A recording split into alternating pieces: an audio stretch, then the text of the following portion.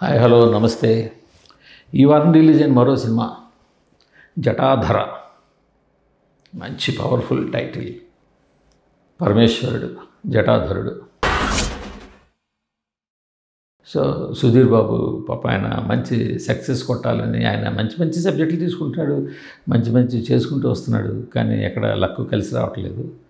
So ఈ cinema కూడా కథగా చెప్పుకుంటే మంచి కథ అనుకోడు, కానీ ఒక అరుంధతి లాంటి కథ.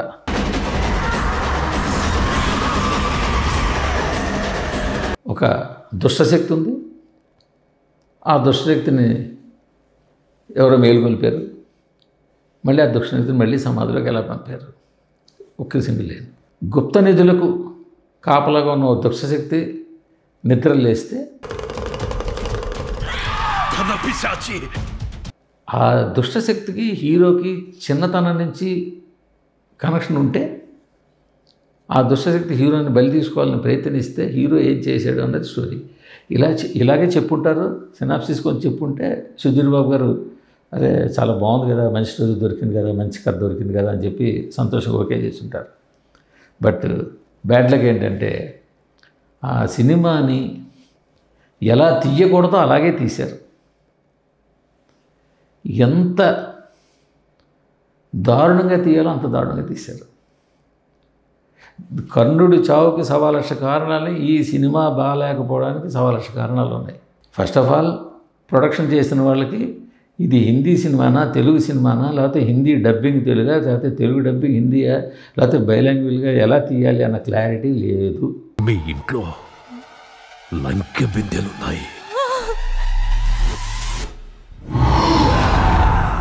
హిందీలో ఉన్న యాక్టర్లు అందరినీ తీసుకొచ్చి, వాళ్ళు సీరియల్ యాక్టర్లో ఏం యాక్టర్లు వాళ్ళందరినీ తీసుకొచ్చి మ్యాక్సిమం వాళ్ళని తీసుకొచ్చి పెట్టి, హీరో తప్పదు కాబట్టి హీరో తల్లిదండ్రుల్ని మాత్రం తెలుగు వాళ్ళు పెట్టేసేసి ఓ గురువు గారుగా శుభలేఖ సుధాకర్ని పెట్టేసి సినిమా తీసేశారు.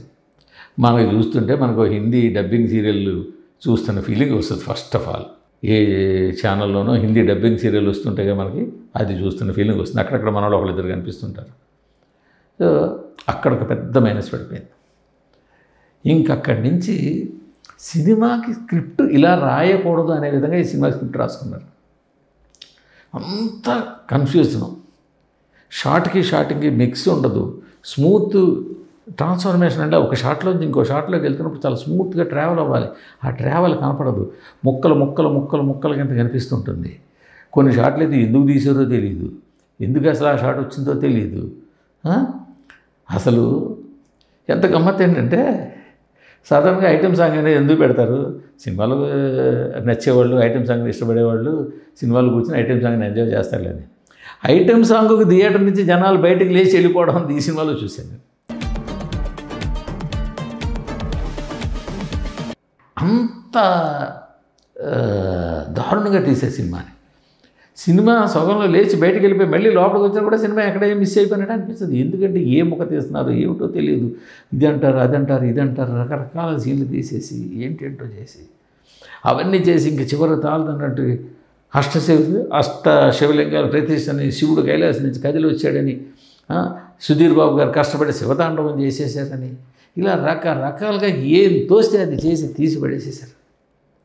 సినిమా నుంచి థియేటర్ నుంచి జనాలు పరిగెట్టి పారిపోయే పరిస్థితి తీసుకొచ్చేసారు ఆ సినిమాని. అసలు బాగా అనిపించింది. అయ్యో సుధీర్ బాబు ఎంతో నమ్మకం పెట్టుకున్నాడు, ఆయన చాలా నాడు కష్టపడ్డాడు.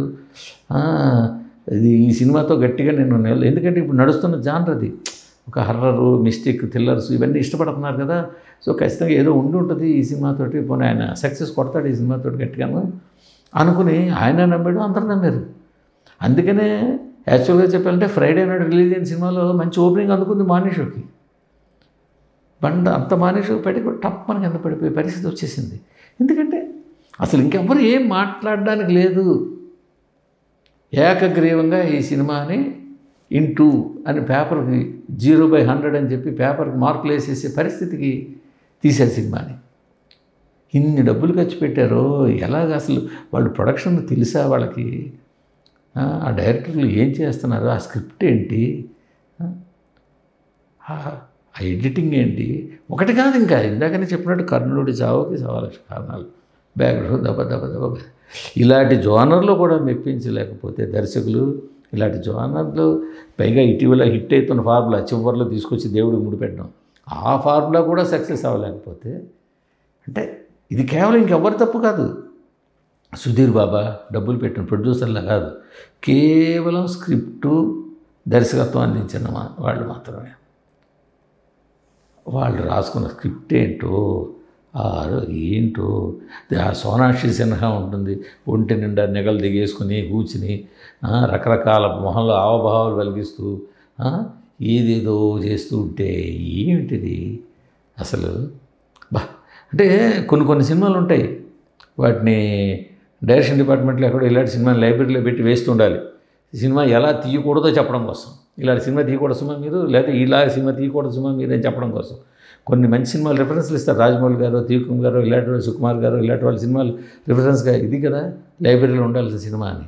అలాగే ఇలాంటి సినిమాలు కూడా డైరెక్షన్ డిపార్ట్మెంట్ లైబ్రరీలో పెట్టాలి. అరే బాబు ఇలాంటి సినిమాలు తీయకూడదు, స్క్రిప్ట్ ఇలా ఉండకూడదు, ఎడిటింగ్ ఇలా ఉండకూడదు, సీన్ మిక్సింగ్ ఇలా ఉండకూడదు, ఇది చెప్పుకోవాలని కనుక ఒక రిఫరెన్స్ సినిమాగా పెట్టుకోవాల్సిన సినిమా. కానీ ఇదంతా చెప్తున్నా చాలా బాధ అనిపిస్తుంది. ఎందుకంటే ప్రొడ్యూసర్లు కోట్ల డబ్బు పెట్టి ఒక హీరో ఏడాది పాటు ఆ సినిమా మీద కష్టపడి పనిచేసి అతని కెరీర్ పణంగా పెట్టి సినిమా పనిచేసి ఇలాంటి సినిమా వస్తే జనాలు మానేతో రిజెక్ట్ చేసేసరి అయిపోయింది, అక్కడితో అయిపోయింది. కానీ దాని తాలూకా పర్యవసానాలు చాలా దారుణంగా ఉంటాయి కదా. అన్ని కోట్ల డబ్బులు పోవడమా, సినిమా హీరో కెరీర్ వెనక్కి పడిపోవడమా, ఇవన్నీ ఉంటాయి కదా. సో ఇప్పుడు హీరోలు తెలుసుకోవాల్సిందంటే కేవలం కథ వింటే సరిపోదు, సినిమా ప్రాసెస్ ఎలా జరుగుతుంది, ఎలా వస్తుంది, ఎలా వెళ్తుంది, ముందుకు వెళ్తుంది, ఫస్ట్ కాపీ ఎలా వచ్చింది, అవసరమైతే దానికి అడ్డం పడి బాబు ఈ సినిమా రిలీజ్ చేయకండి బాబు అనే పరిస్థితి రావాలి. ఎందుకంటే ఇదంతా అల్టిమేట్గా ఇదంతా వెళ్ళి పడేది హీరో మీద. సో ఈ వారం ఒక మంచి సినిమాగా, చిన్న సినిమాగా, 2-2.5 కోట్ల సినిమాగా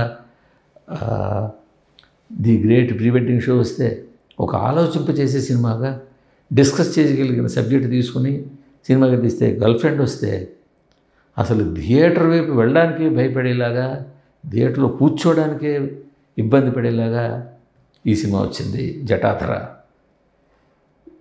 అంటే ఈ విధంగా 3 రకాల అనుభవాలు ఈ ఒకే వారం సినిమాకి కలిగేసాయి.